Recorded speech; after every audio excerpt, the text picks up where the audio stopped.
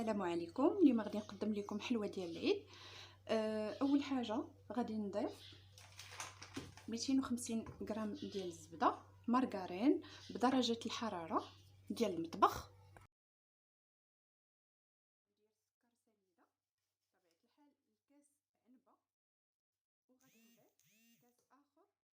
من بعد ما ضفت 2 كيسان عنبه ديال السكر سنيده غادي نضيف كارفالي. غادي نخدم هاد المكونات مزيان، السكر مع الزبده.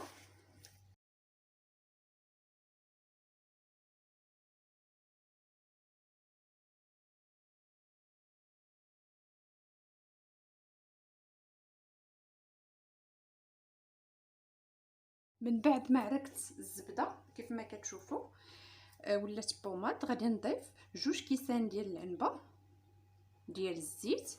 غادي ندخل المقدار الاول يعني الكاس الاول مزيان مع الزبده والسكر عاد باش نضيف الكاس الثاني.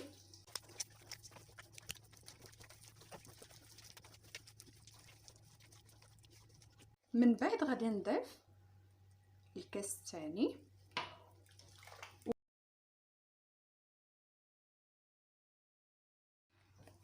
كيف ما كتشوفوا انني خدمت مزيان الزبده والسكر والزيت.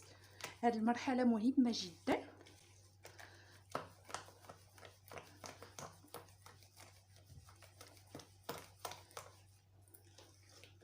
غادي نضيف قبصه ديال الملحه. ضفت 2 معالق كبار ديال مربى المشمش، وغادي نضيف المربى طبيعي طبيعه الحال يعني مبسوس. ضفت 5 ديال المكعبات ديال الفرomاج.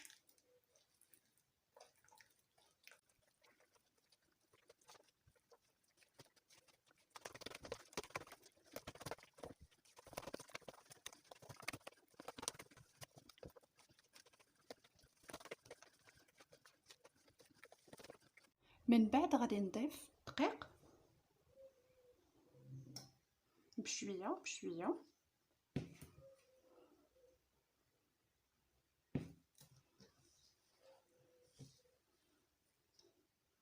غادي نضيف الخماره ديال الحلوه،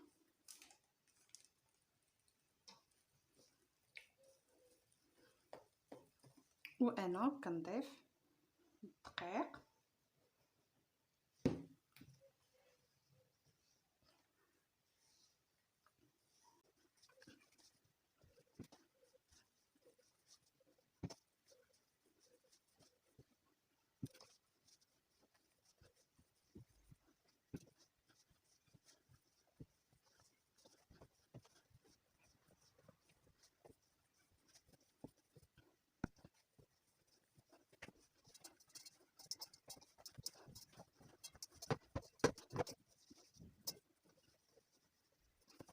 كيف ما كتشوفوا مني جمعت العجينه كتولي على هذا القوام هذا، ما تكونش مرفوفه وما تكونش قاصحه.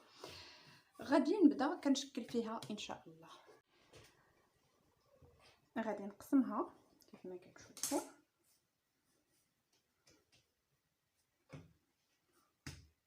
غادي ناخذ شويه من العجينه كيف ما كتشوفوا. غادي نحربلها على هذا الشكل هذا مقاد.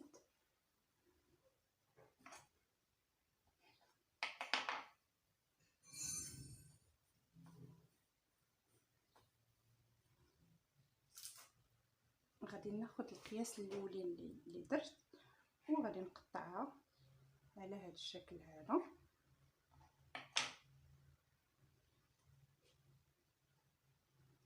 صافي وكنستفهم في اللاطه ديال الفرن على هذا الشكل تماما. غادي ناخذ واحد شويه ونحربلها كيف ما كتشوفوا على هذا الشكل هذا حتى يولي ليا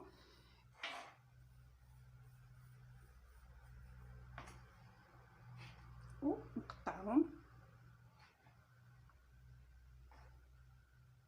على هذا الشكل.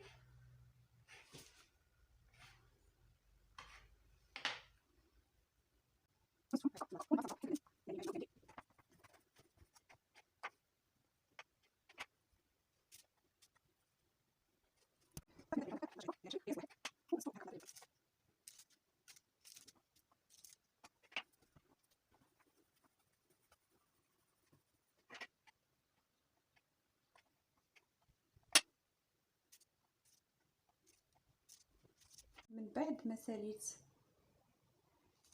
عمرت يعني اللاطه او الطاوه ديال الفرن، غادي ندخلهم للعافيه اللي تكون متوسطه. كنسخنوا الفران كيكون سخون من قبل، ومن بعد كنطيبهم على نار اللي كتكون 180 درجه. كنطيبهم من الاسفل وكنحمرهم شويه يذهبوا من الاعلى، وصافي كنحس بهم طابوا وكنخرجهم بالصحه والعافيه. بعد كنخرجوها من الفران كيف ما كتشوفوا كتخرج محمره شويه، كنخليوها حتى تبرد. من بعد انا كورت كيف ما شفتوا النصف الاخر كورته تقريبا ما بين 18 غرام حتى ل 20 غرام كيف ما كتشوفوا. صافي غادي ندخلو هكا، بقاو معايا بيد ما بردات لي هاد اللاطه. من بعد غادي نستفها على جانب كيف ما كتشوفوا.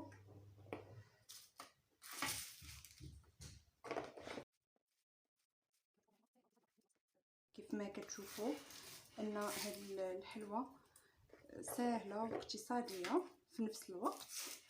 غادي نستف هاد الحلوى، كندورها هكا، كنخلي واحد ليسباس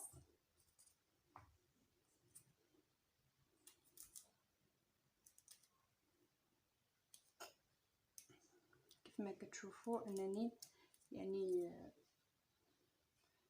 كورتها من قبل. اللي عنده الفران كبير يعني غير بدقه واحده غادي يطيبها بكل سهوله.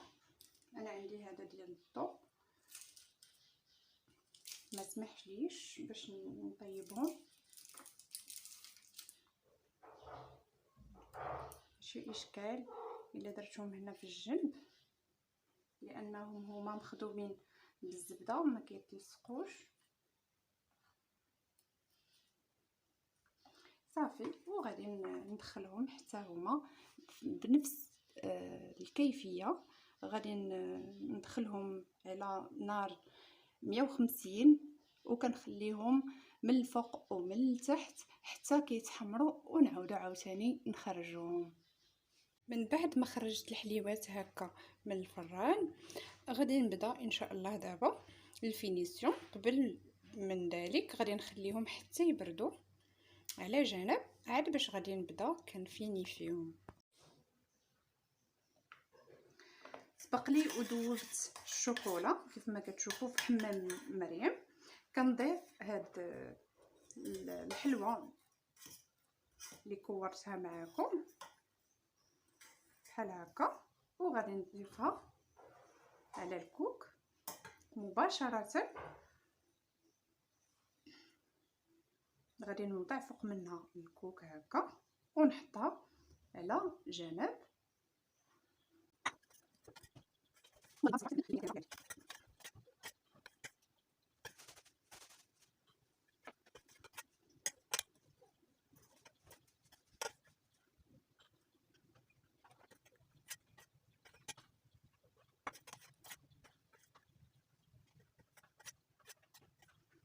بالنسبه لهذا الشكل هذا غادي ناخذ كاوكاو اللي شديته حمرته وطحنته على هذا الشكل هذا.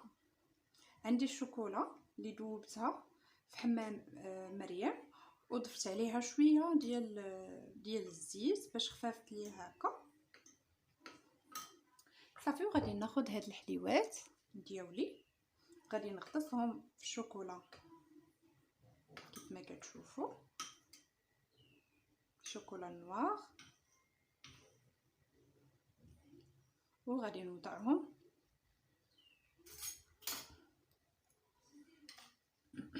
مباشرة فوق كاوكاو.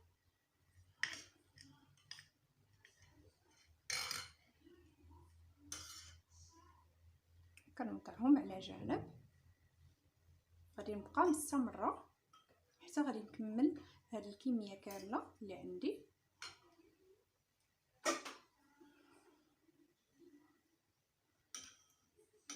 كنحيد دائما الزائد وتنوضعها.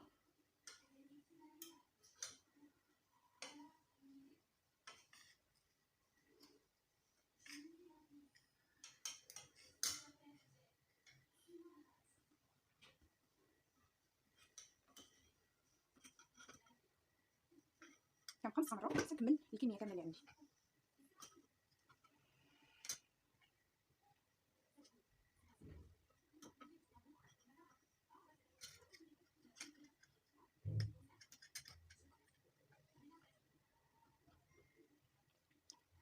وهذا هو الشكل النهائي ديال الحليوات.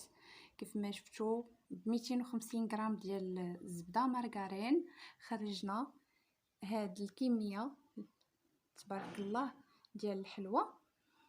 كيف ما شفتوا هنايا انا راه فنت بكاوكاو يعني كامله، ومن بعد درت غير نصف ديالها هكا كتجي غزاله.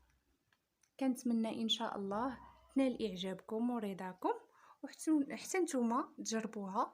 بامكانكم ديروها في كويغطاس، كيف ما بامكانكم تخليوها هكذا. بالنسبه لهاد النوعيه كتسمى فيريرو. انا كنت سبق لي وحضرت معكم فيريرو، دابا نحطو لكم في صندوق الوصف. فيها لوزه مقليه.